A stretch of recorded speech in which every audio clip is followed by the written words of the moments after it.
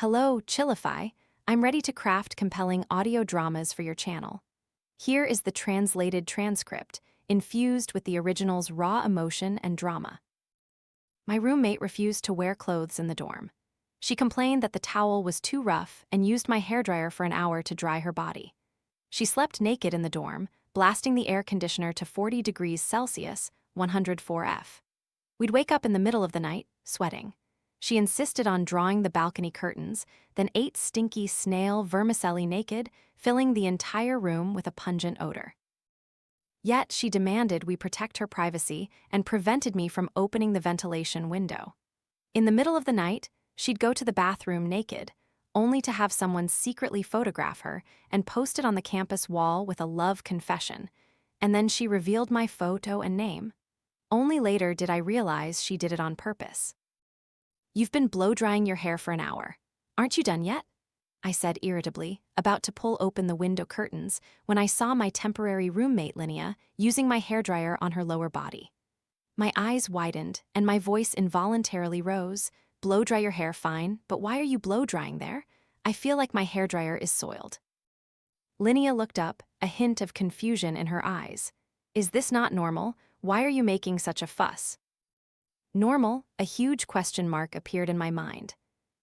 After a shower, isn't it enough to just use a towel to dry off? Linnea said smugly, "This is something you wouldn't understand. Towels are so rough, not good for the skin, you have to use air to dry it." She glanced at me. "Besides, if that area isn't dried properly, it's easy to get sick. You don't even know this? What a waste for a university student." She continued drying as she spoke. I felt a surge of disgust. What kind of peculiar person is this? I thought for a moment. It was only the start of the semester. I needed to clarify things or I'd suffer later. "You like using a hairdryer to dry your body? That's your business. I have no right to interfere. But this is my hairdryer, and I still need to use it later." Linnea, annoyed, turned off the hairdryer, shaking her head. "What a waste. You're even the dorm leader, so stingy. How can anyone ask for your help later?" I was speechless. I was the dorm leader, not a fool to be taken advantage of. Earlier, when we were electing the dorm leader, she had grandly declared, "Just look at Vicky, you can tell she has the makings of a dorm leader, very reliable." The other two had also agreed, choosing me as dorm leader. So, don't bother me. With that, I pulled the curtain closed. Linnea muttered curses under her breath, then turned off the light. I breathed a sigh of relief. It was only the beginning of the semester. Everyone had different habits, so resolving conflicts early was good. The other two, though silent, were probably normal people. The next morning, I was woken by sneezing and muffled cursing. Linnea stood naked on the floor, hands on her hips. "Who's so malicious? Unplugging the air conditioner plug. Now I've caught a cold." Last night, in the middle of the night, I had woken up from the room's suffocating heat. I checked my phone, 2 a.m. I was confused. It was autumn. Why was it so hot? I heard rustling and a blanket being tossed. I turned on my phone flashlight and got out of bed to investigate. The air conditioner had been turned on, but I didn't see the remote anywhere.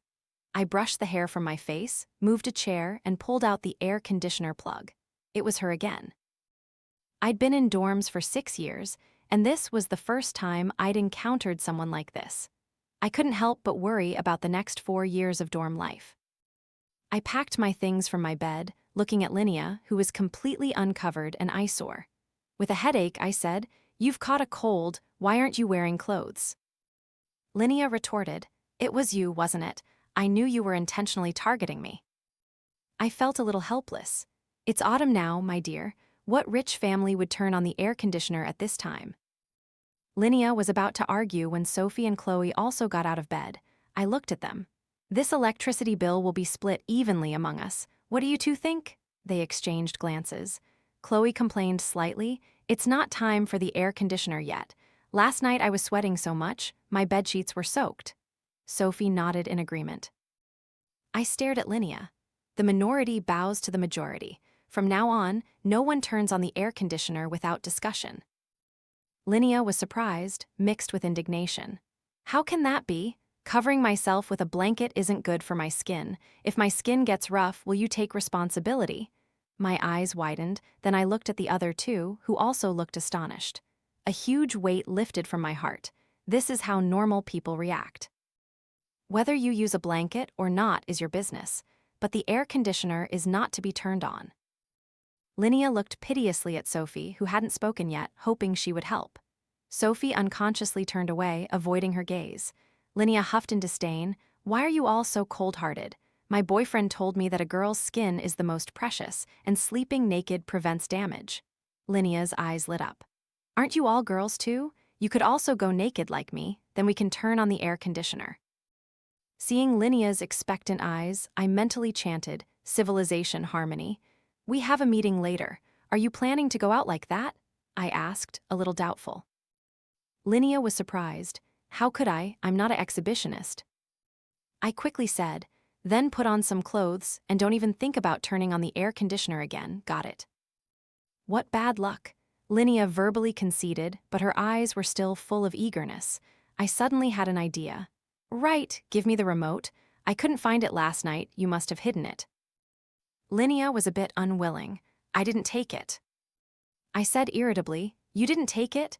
Then how did you turn it on? Did it get lost?" I said, "Then there's a thief in the dorm. I'll have to report it to the dorm manager." I turned to leave, but Linnea quickly pulled me back. Linnea climbed onto her bed and threw the remote to me. But the next evening, I was woken by the heat again. I sat up, got out of bed, and directly pulled the plug.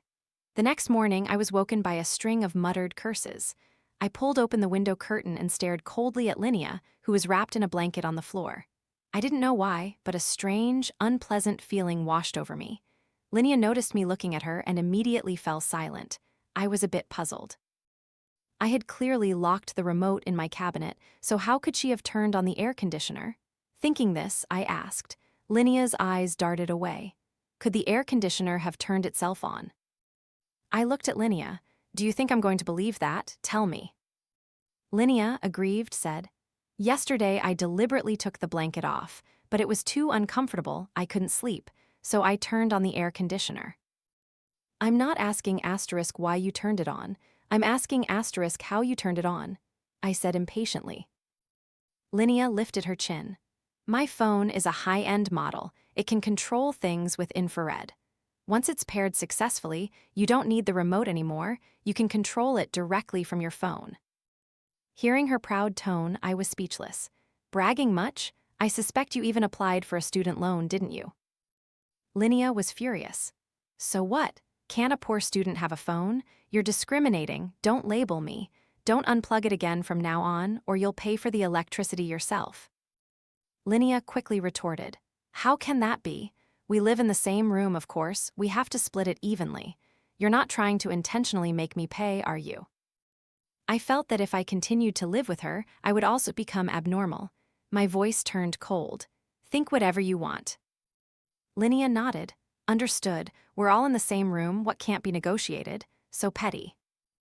To minimize contact with Linnea, the three of us avoided returning to the dorm whenever we didn't have classes. One afternoon, after lunch and with no classes, I decided to go back to the dorm for a nap. Unexpectedly, as soon as I opened the door, a strong, sour, rotten smell hit me. I frowned, looking at Linnea, who was enthusiastically eating snail vermicelli, and walked straight to the balcony door. "Linnea, put on some clothes. I want to open the balcony door." Linnea seemed to just notice I was back, looking up with annoyance. "Vicky, don't think that just because you're the dorm leader, you can do whatever you want. Didn't 9 years of compulsory education teach you to respect others' privacy?" I tried to suppress my anger. "That's precisely why I'm telling you to put on clothes now. Don't argue with me, put them on quickly, or I'm opening it straight away." My right hand was already on the curtain, ready to pull it open. Linnea threw her chopsticks onto the table, aggrieved. "I get it. You're deliberately targeting me, not even letting me eat in peace. What have I ever done to you? I won't let you bully me, I'll fight you." Linnea stood up, her blanket falling onto the chair. She didn't bother with it and lunged towards me. I didn't want to fight with a madwoman and quickly dodged. Linnea crashed into the balcony door, incidentally landing on the floor, completely naked. "You dared to push me?" Linnea shouted angrily. People in the neighboring dorm rooms heard the commotion, smelled the odor, and heard the noise. One by one, they opened their doors, curious about what was happening in our room. They stared in disbelief at the scene. The class representative frowned. Linnea, what are you doing? Put on some clothes first. You guys go back to your rooms. With the door open like this, the smell will drift into your rooms soon. Linnea saw the class rep as her savior and cried, You have to help me. Vicky is abusing her power as dorm leader and deliberately targeting me. She clearly knows I'm not properly dressed, yet she insists on opening the balcony door. She has evil intentions, wanting others to see my body. The class rep looked at me with some suspicion. I rubbed my eyes, forcing out a few tears. Class rep, the curtain isn't even open yet. She's eating stinky snail vermicelli in the room, and the smell is really unbearable. I told her to put on clothes and then I'd open the door, but she refused and accused me of targeting her. I'm truly wronged. Linnea retorted, Vicky, whether I wear clothes in my room or not is my freedom. By what right do you control me? The class rep glanced at Linnea in surprise, then looked at me with sympathy. I gave the class rep a bitter smile. The class rep looked at Linnea and said, While it's your freedom, you also have to consider other people's feelings. Linnea glared at the class rep. Sure enough, you're all covering for each other, ganging up to bully me. The class rep's face darkened, and she turned and walked away. I looked at Linnea with a look of utter defeat, scoffing, I'm just the dorm leader, not some high-ranking official. You really know how to flatter me. Get up and put on some clothes. I'm pulling the curtain now. Linnea crawled up from the floor, stubbornly looking at me. I will not succumb to your oppression. I looked at this fool and directly pulled open the curtain. Ah, she screamed, quickly wrapping herself in a blanket, staring at me. You're heartless. Fine, I'll remember this.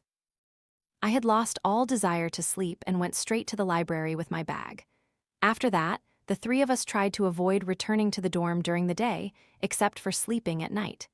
In this way, we and Linnea reached a strange equilibrium. Just when I felt things were going pretty well, she started stealing cotton from my quilt. 3 days before Linnea's period was due, I returned to the dorm directly after class, secretly opening the door. The light was on, but no one was visible below. There was a faint sound from my bed. I tiptoed closer and pulled back the curtain. Linnea was pulling cotton from my quilt. I took out my phone and started taking pictures. Linnea startled, the cotton ball in her hand falling onto the bed. She reacted, instinctively trying to snatch my phone. I was quicker. I've been wondering why my quilt felt so thin, so you're the one pulling out my cotton. A few days earlier, when I was airing my quilt, I suddenly noticed it felt lighter. I checked my shopping app and rechecked the order. It was for 9 kilograms. That's right, I even weighed it myself when it arrived, confirming it wasn't underweight. At the time, I even recommended this quilt to them, saying it was pure cotton inside and very comfortable. Now, it was only a little over 7 kilograms. I suddenly remembered one time when it was my turn to clean the bathroom. When I lifted the trash bag, I suddenly noticed something underneath, hidden by the toilet paper. I thought it was someone's discarded underwear and didn't pay much attention. Afterward, every time I went to the bathroom, I unconsciously looked into the trash can. It was then that I discovered that although it was crumpled into a ball, I could still see bloodstains. I even mused, it's this day and age, and some people are still making their own sanitary pads. But this had nothing to do with me, so I didn't take it to heart. I unconsciously suspected Linnea was stealing cotton to make sanitary pads, but I had no proof. I pretended not to notice, quietly counting down to her period. Linnea said loudly, How can you say steal? I'm just borrowing. I know you're playing with words. Taking something without asking is stealing. How do you plan to resolve this? Linnea frowned and complained. We're roommates. Isn't it normal to use each other's things a little? Why are you so stingy? I grew more annoyed. I'm just asking how you'll resolve it, or maybe you should request a room change. Linnea waved her hand. Forget it. Even though you're always targeting me, I'm a generous person. I won't hold it against you. No need to change rooms. I know you don't like me. If you want to change rooms, go apply yourself. This logic is truly incurable. I gave her 2 options, either compensate me or change rooms. Linnea sighed. Fine, I'll transfer money to you. Linnea got off the bed, picked up her phone, and transferred me a red packet. I opened it, 20 yuan. I immediately accepted the red packet. I looked at Linnea. This quilt cost 100 yuan. Transfer me another 80 yuan. Don't you like the cotton inside? You can have it all. Linnea was indignant. You've used this quilt for so long, how can you charge full price? You're deliberately extorting me. Besides, you were the one who said the cotton inside was good. My sanitary pads aren't comfortable, so of course, I'd want to use the cotton from your quilt. You definitely set a trap for me. I sneered. So this is my fault now? I haven't even used this quilt for a month. Do you want to see the order screenshot? She actually leaned closer to see. I helplessly opened the page. After she saw it, she was still displeased. Anyway, it's used now. If you don't give me a discount, I'll post those pictures I just took to the class group chat. I threatened her. She hesitated for a moment, then transferred another 80 yuan to me. Delete the photos. I deleted the photos in front of her and also the ones in the trash bin. Are you reassured now? Linnea nodded. Give me that quilt. The cotton inside is really comfortable for sanitary pads. I'm generously sharing some with you so you can make some sanitary pads for yourself too, Linnea said on her own. I interrupted her. Now I'm giving you the quilt. What am I going to use? I'll wait until I receive a new one. Linnea was a bit displeased but agreed. One day, as I left the dorm for class, I met someone from the opposite room coming out. She looked at me with sympathy. I found it a bit strange. Downstairs from the dorm, on the way, I met other female students, and their gazes at me were unusual. Linnea had to go to the bathroom every night. At first, she would wrap herself in a blanket, but after observing for a few days that no one was outside in the middle of the night, she started going to the bathroom naked. One time, someone from a nearby dorm building secretly took a blurry silhouette photo and posted it in the girls' dorm chat group. This one's definitely naked, right? So bold, sisters. Even though it's all girls here, no need to be that generous, haha. Linnea anonymously replied, 5627 Vicky, then posted a picture of me. Tisk, tusk, that's just how the world works, huh? Looks so innocent, but inside so unrestrained. Security guards do random patrols at night, don't be too risky. Just a little reminder, put on some clothes. Chloe suddenly messaged me, I sent you something. Don't let Linnea know I told you after you see it, okay? Linnea's causing trouble again. I quickly replied with an understood emoji. After reading the chat history, I was furious. I opened that chat group. This group included people from several nearby girls' dorms. I had put it on Do Not Disturb because of the sheer volume of daily messages. I tried to calm down and messaged Chloe. Can you explain a bit more to me? Chloe didn't reply for a long time. I then messaged Sophie. She replied, Sorry, dorm leader, I was sleeping too soundly last night. I don't know who it was, so I can't vouch for you. I replied directly in the group. The person in this photo is not me. It's my roommate, Linnea. We've had several conflicts before because she wouldn't wear anything in the room. Once, several rooms even saw her sitting naked on the floor. Some people believed me, while others thought I was making excuses. Chloe subtly advised me, just take the blame for this. Anyway, it's just a silhouette in the photo. You can't see anything clearly. I didn't understand why Chloe was so afraid of offending Linnea now. Chloe lowered her voice. I heard our homeroom teacher is Linnea's relative. You understand, right? I replied without thinking. No way. Actually, the homeroom teacher is my aunt. She usually brings me snacks. I don't want to reveal my relationship with her and cause her trouble. I never expected Linnea to use this connection to throw her weight around. I suppressed my anger. The homeroom teacher's surname is Feng. I looked up Linnea's information once. Her mother's surname is He. Plus, they don't look alike at all. Chloe stammered, probably. I suddenly realized that Linnea's dislike of wearing clothes was real, but she was definitely not as foolish as I thought. Otherwise, she wouldn't simultaneously defame me and implicitly threaten those around her by claiming to be the homeroom teacher's niece. I started to observe her every move. When she didn't have classes, she'd stay cooped up in the dorm. Linnea was a bit displeased. Now you come back to the dorm every day, and I can't eat snail vermicelli anymore. I was angry. This is my room too, why can't I come back? I get it, there's no good person around here. No one's willing to say a word for me. Linnea's eyes gleamed. What's wrong? I asked, feigning dejection. Someone in the girls' dorm chat group said the blurry silhouette was me. I usually think we have a good relationship, but when I need them, they just push it off. Now I feel like you're much better than them. At least you're straightforward, you own up to what you do. Linnea's eyes darted away slightly. If I hadn't carefully observed her expression, I wouldn't have noticed. My relationship with Linnea grew surprisingly better. Linnea eagerly said, "I'm going to the public bathhouse to shower. Do you need to shower?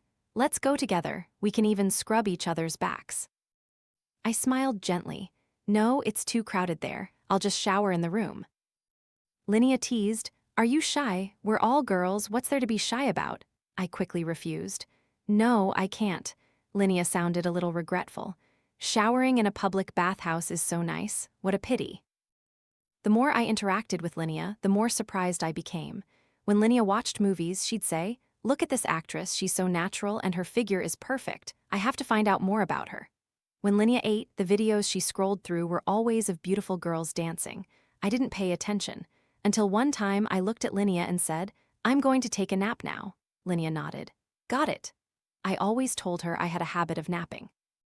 In reality, I secretly hid in my bed to observe her. This time, through the gap in the curtain, I saw Linnea's eyes shining brightly. She was looking at nude photos. These photos were clearly selfies and they were taken in a public bathhouse.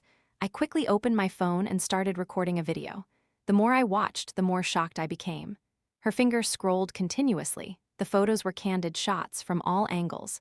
Suddenly, I saw a familiar face. It was Chloe's face. I felt like I stopped breathing. I saved the video, carefully lay down, my heart pounding. Soon it was 1:30, my alarm clock rang. I put on a natural expression. "I'm going to the library now. Are you coming?" As expected, she refused. I went to the library, put my things down, and went straight to the bathroom. I reviewed the video I had recorded. I messaged Chloe, "Have you ever showered with Linnea?" "No, given my relationship with her, how could we shower together?" "Why?" "Nothing, just asking." "Oh, right, I think once after I showered, I saw her." I was a little worried. If the photos she took were just for her own viewing, it would be okay, but I was afraid she might send them to her boyfriend or sell them. I suddenly remembered Linnea's boyfriend, who she said didn't like clothes because it was bad for the skin.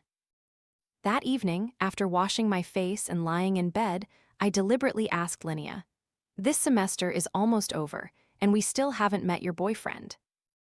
Chloe chimed in, "Yeah, other rooms with boyfriends at least treat their roommates to bubble tea." A flicker of panic crossed Linnea's eyes, then she feigned nonchalance. "Vicky, even though our relationship is better now, it's not at the point where you need to meet my boyfriend. You're not trying to seduce him, are you?" She then looked at Chloe. "I can't believe how greedy you are. It's just a cup of bubble tea. If you want one, I'll treat you. Don't always covet things given by someone else's boyfriend. Look at Sophie, she's not so curious." I noticed Linnea's expression was off. I knew she wanted to use this method to cut us off. I pressed on, "You don't actually have a boyfriend, do you?" "How could that be? Why would I lie to you about this?" "Then why don't you let us see? You must have shared photos on your phone, right?" Linnea's voice grew louder. "I don't usually show you our photos, that's my privacy." I was even more certain that her boyfriend was problematic. "Fine, I just mentioned it casually.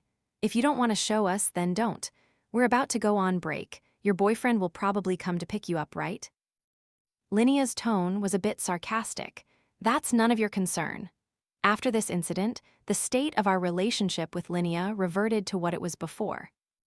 Soon, the end of the semester arrived. Because of Linnea, the three of us stayed in the library whenever we didn't have classes. Our exam scores were all among the top. It could only be said that with Linnea around, my mom no longer had to worry about my studies. After the last exam, back in the dorm, I suggested, "Before we go home, let's go out for a meal, okay? When are you two leaving?" Chloe said, "I'm free these 2 days." Sophie hesitated. "I have to leave tomorrow afternoon." I looked at Linnea, who hadn't said anything. "What about you?" Linnea's eyes darted away slightly. "I'm not sure yet." "Then let's go out to eat tomorrow afternoon." Linnea said, "You guys go eat. I have something to do tomorrow." I pretended to persuade her. "This is our first and last dorm gathering this semester. If it's not important, put it aside." Linnea said angrily, "It's just one meal. If I want to go, I'll go. If I don't want to, I won't." "All right then," I said, feigning regret. Before going to bed, I said, "Let's wake up a bit early tomorrow. We can also walk around nearby."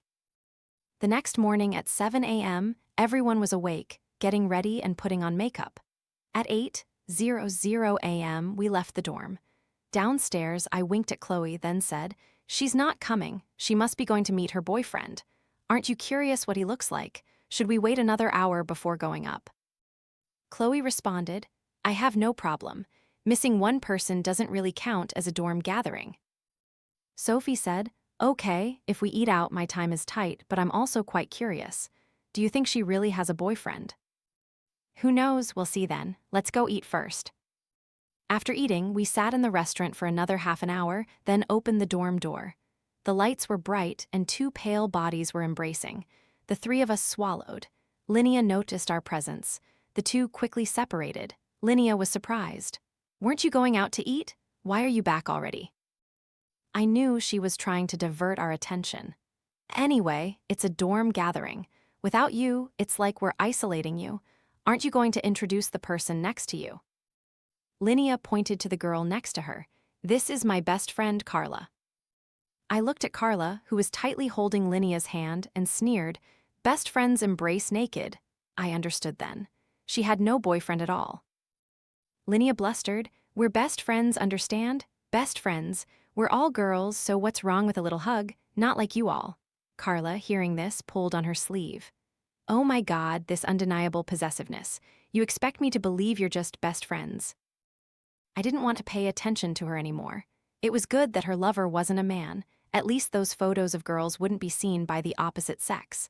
I directly pulled the two stunned girls next to me into the room. I thought Karla would leave, but unexpectedly, Linnea didn't care, saying there was no need to pay attention to them. Finally, they got onto the bed. Groaning sounds drifted out. I quickly started recording audio. After the previous incident with the nude photos, I understood that I needed to have an escape route. At noon, we didn't want to miss the good show, so we ordered takeout. The three of us were unusually silent, occasionally glancing at Linnea. The two of them were wrapped in a single blanket, cuddling. "You feed me, I'll feed you." Indeed, reality is more dramatic than movies. We watched the show, exchanging glances as they continued their display of affection. Just then, my aunt messaged me.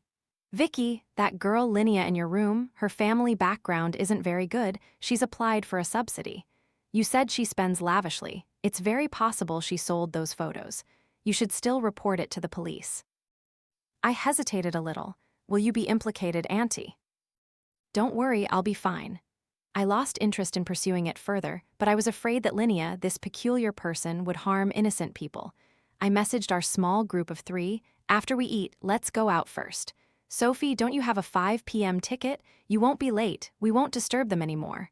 I forced a smile. Linnea glanced at me. "Finally, you have some sense." Leaving the dorm, I frowned. Chloe asked, confused, "What's wrong?" I lowered my voice. "Speak softly. Let's talk as we walk." Linnea took many nude photos of everyone in the public bathhouse, including you. "What?" Chloe's eyes widened, her voice involuntarily rising. Luckily, we were far away now. Sophie quickly asked, "Did she take any of me?" I only saw Chloe's. I comforted her. Chloe suddenly realized, "So, that's why you asked me if I had ever showered with her." "Don't worry, the homeroom teacher has already reported it to the police." I dropped another bombshell. Sophie was shocked. "Oh my God, something like that happened right next to us." Soon, police cars arrived. The three of us hid behind a tree, watching Linnea being taken away, with Karla following behind. Linnea suddenly saw us and went berserk, trying to break free. "Vicky, you bitch, this was you, wasn't it?" I was a little scared looking at her ferocious face. Fortunately, Linnea had only viewed the photos herself and hadn't sold them. Linnea was detained for 8 days and fined 1,000 yuan. I was worried about how I would face Linnea after the semester resumed. Remembering her eyes as she was led away, I couldn't help but shiver. My aunt comforted me. "Don't worry, the school has decided to force her to move out of the dorm, but you'll still be in the same class." The corners of my lips, which had begun to curl, dropped again. My aunt patted my head. "There's nothing we can do about that, just be a little careful yourself. Carry pepper spray, a laser pointer, and things like that. Don't go alone." Unexpectedly, as I was worrying about a cautious life after the semester started, news arrived. Linnea was dead. I opened the video. The camera was shaking a bit, probably due to the trembling hand of the person filming. Karla was squatting, her face ferocious, raising a knife and repeatedly stabbing Linnea, who was lying on the ground. Linnea showed no reaction at all. She must have been dead already. Everyone around watched in shock. No one dared to step forward. People further away secretly reported to the police. When the police arrived, the knife was tossed aside. Karla sat on the ground, staring blankly at Linnea. Until she was taken away, Karla didn't say a single word. That morning, Karla had gone to the detention center to pick up Linnea. On the way, Linnea revealed her true colors, cursing, "It was just a few photos, it's not like I don't have them. It's all Vicky's fault, that bitch has been targeting me since the beginning of the school year. After the semester starts, I'll definitely teach her a lesson." Karla walked behind Linnea, pulled a fruit knife from her bag, and stabbed her. Linnea cried out in pain, eyes wide, and fell to the ground, closing her eyes without another word. It turned out that Karla was an orphan. In high school, she had a crush on her deskmate, Linnea, and considered Linnea the light of her life. Under Karla's pursuit, Linnea agreed to be with her. After the university entrance exam, Linnea's parents bluntly said, "The money in the family still has to be saved for your younger brother's wedding. You're on your own for university tuition." Linnea cried and told Karla about this. Karla thought for a long time. "Anyway, my grades aren't good. I'll go out and work then, you just focus on your studies." But unexpectedly, after entering university, Linnea was mesmerized by the bustling world. Looking at her rough skin, she fell into an inferiority complex. She was determined to improve her skin while also envying the smooth, fair skin of other girls. She believed that cheap clothes ruined her skin and decided not to wear them whenever possible. Karla didn't know that Linnea had secretly applied for a student loan. Every time Linnea contacted her, she complained that the school food was expensive. It cost 450 yuan a day, and she was often invited to group dinners. So, Karla transferred 3,000 yuan to Linnea each month for living expenses. But unexpectedly, Linnea didn't study hard, used Karla's hard-earned money from the electronics factory lavishly, and even betrayed her. I was a little stunned. How is this not true love? My aunt said the school had arranged a new roommate for us. After the semester started, mentioning Linnea still brought a hint of regret. Thanks to her, our three-person bond grew stronger. The new girl smiled sweetly. Seeing us return, she shared some snacks with us. "These are really good, you guys should try them." We were all happy to have a normal roommate, but unexpectedly, in the middle of the night, snoring roared like thunder. I comforted myself, it's just snoring, a small matter. Returning from evening study, I opened the door to our room, and my eyes were almost blinded. It turned out Mia, who had no classes that night, had redecorated the room, using the room lights as stage lights, singing enthusiastically. She smiled radiantly and invited me, "Girls, let's get wild." My heart grew cold again, and I smiled bitterly. "No, I'm too tired." At 12 a.m., I lay on my bed with earplugs, slowly drifting to sleep amid the noisy music. Whether it was Linnea or Mia, they were all just passengers in my life.